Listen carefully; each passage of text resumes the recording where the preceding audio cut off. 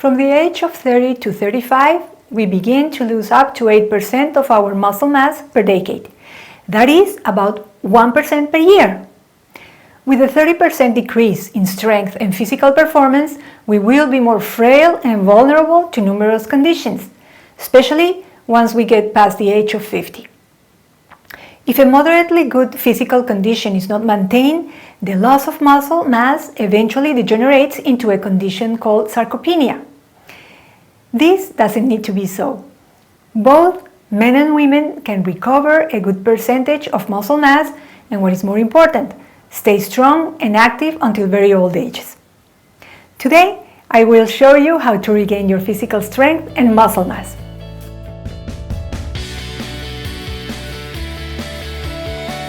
Hi, I'm Johanna Köhler, journalist, researcher, and health consultant.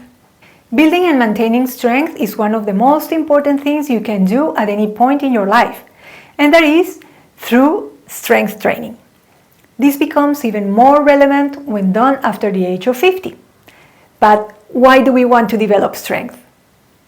If your muscles are trained, they will achieve what is called motion economy. This means the force you need to complete a task will be distributed in a balanced way, not only in the muscles, but also in the bones and joints involved in this movement. This will allow you optimal use of your muscles, less pain, and of course, much less risk of injury. Reduces symptoms of osteoarthritis, osteoporosis, and back pain. Reduces depression and enhances good mood. Improves physical balance.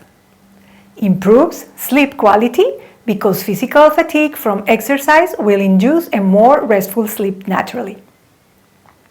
Helps the body control glucose and prevent diabetes. A trained muscle has a higher capacity to store blood glucose in the form of glycogen, aiding in lowering blood glucose and helping your body be more efficient at transporting insulin to your muscles. Cortisol released by intense exercise has been shown to suppress the subsequent cortisol response to psychosocial stressors. That is, the cortisol that is released when exercising vigorously or by fasting will counteract the cortisol produced by work, socio-emotional problems, and the like. Increases strength and muscle mass while stimulating metabolism and making the body more efficient when it comes to burning fat. Promotes and enables you to be self-sufficient as you age.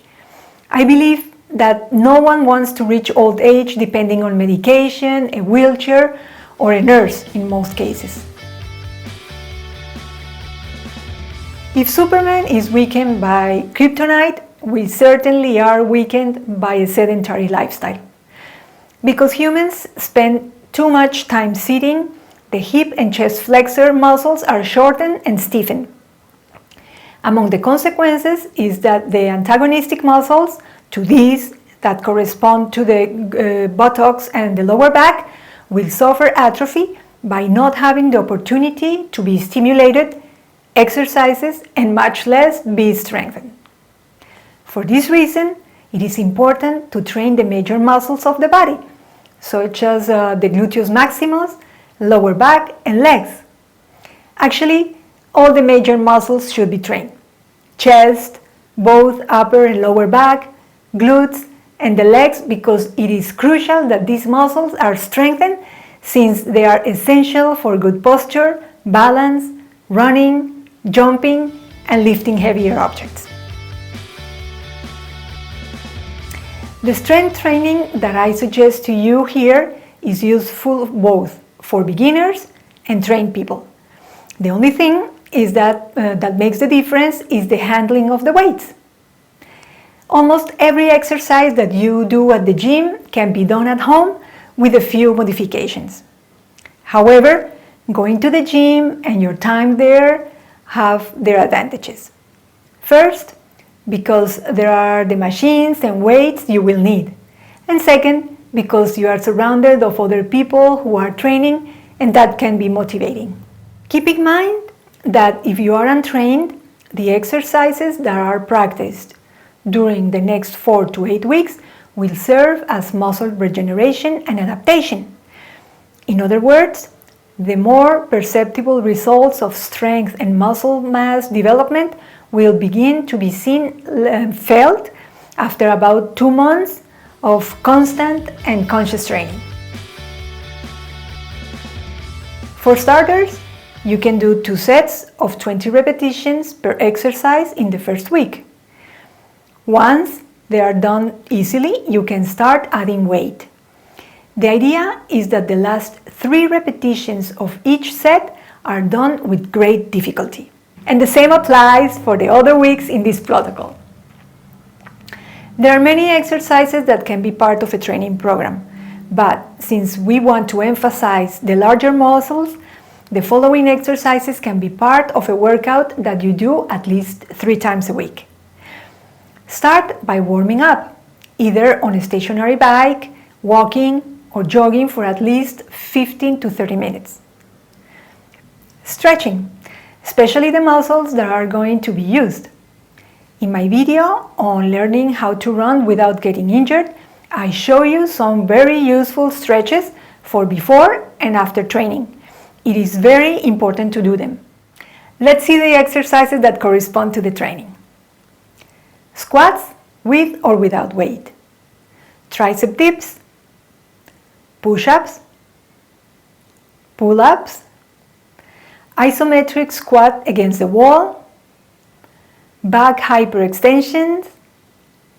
Step-ups. And leg lunges. Although these exercises engage the core, it is also good to do 1 to 3 sets of an isolated core exercise. At the end of this workout, please stretch again. Remember to watch my video on how to run without getting injured so as to avoid post-workout soreness and injury. According to a meta-analysis of 21 studies, people who strength trained for at least 6 weeks exercising to exhaustion showed similar muscle cell growth regardless of whether they were high repetitions with light weights or fewer repetitions with heavier weights. By using more weight and performing fewer repetitions, the muscle fibers will experience small tears that the body rushes to heal and rebuild. This is thanks to the stimulation of growth hormone. And it is through this mechanism that the muscle strength is developed and muscle mass increases. Fun fact, increased muscle mass in turn stimulates your metabolism so that your body continues to burn calories for up to 17 hours after you finish your workout. The ideal scenario would be then to practice strength exercises with both light weights with high number of repetitions, as I have indicated during the first 2 weeks of this training protocol, but also train with heavier weights and fewer repetitions, as I suggest for the second 2 weeks of this workout. In this way, the body is given space to adapt, avoid risk of injury, and take advantage of both alternatives. The results in the way your body will look and feel will prove it to you. In the content box of this video, you will find a complete article with more information and tutorials that will explain very clearly how to perform each of these exercises with respect to the training.